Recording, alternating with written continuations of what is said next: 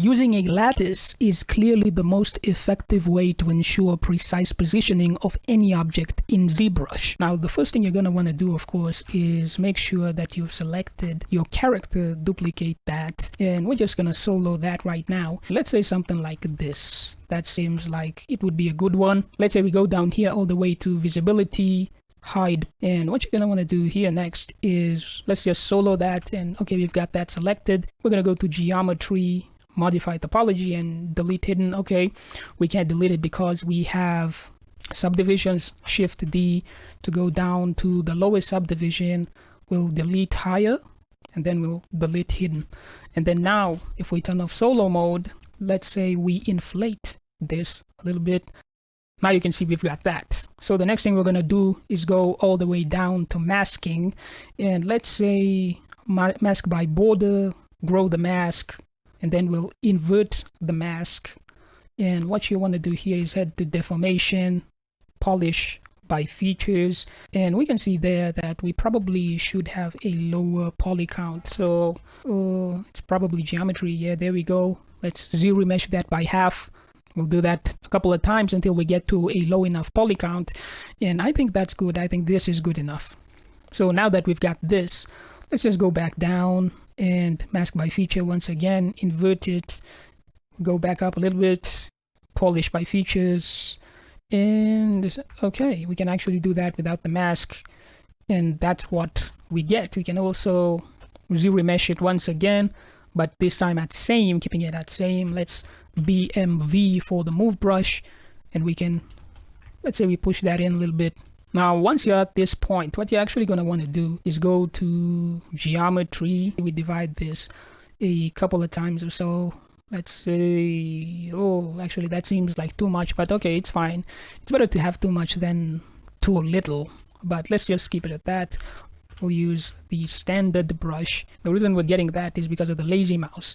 We can go up here to stroke, lazy mouse, enable this. We can increase like that. Well, let's just shift D a little bit to reduce the poly count, and we can just do this while changing the size of our brush.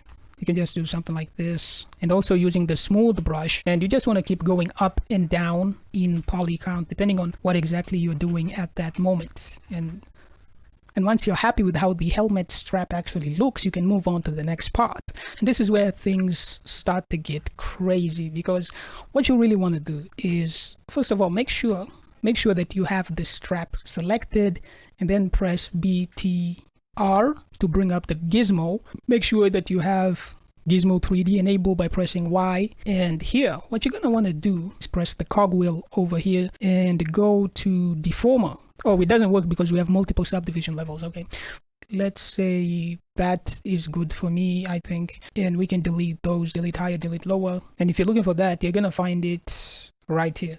Delete lower, delete higher. That's where you're going to find those settings. So press shift to open up this one. And now going back to the gizmo, press the cogwheel, press deformer, and now you're going to get this. And this is where things get crazy, because if you try moving one of these points, you can see that the object is actually going to be moving as well, and this allows you to make some really precise movements and positioning for the object. What's most important here is that you can change the number of the points by using the yellow cones that you're going to see on this gizmo right here. And that's how I'm able to do that. So let's say something like this. We can actually and you can reduce it if you just want to make some general movements. So like me right here, let's say I want to move this a little bit there, and you see, now you can see exactly what I'm talking about, right? Because you're getting some precise movements there, some very precise movements, and of course you can take that down a little bit, and it does get kind of crazy to see what you're actually doing. But remember, you can also increase or decrease these points whenever you want to do that. Actually, that's way too much, and that's why it's useful to have the ability to reduce or increase them whenever you want. Still, that actually seems like a lot. And one thing to keep in mind about this is you're definitely going to want to be careful when it comes to where the mesh is connected through symmetry. Like in the middle of this right here, you can definitely see there's been some distortion there.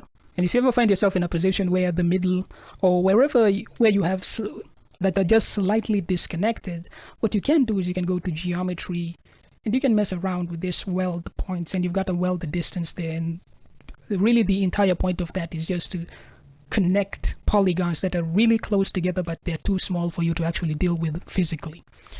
I think this looks really good, and it definitely fits really well onto the character.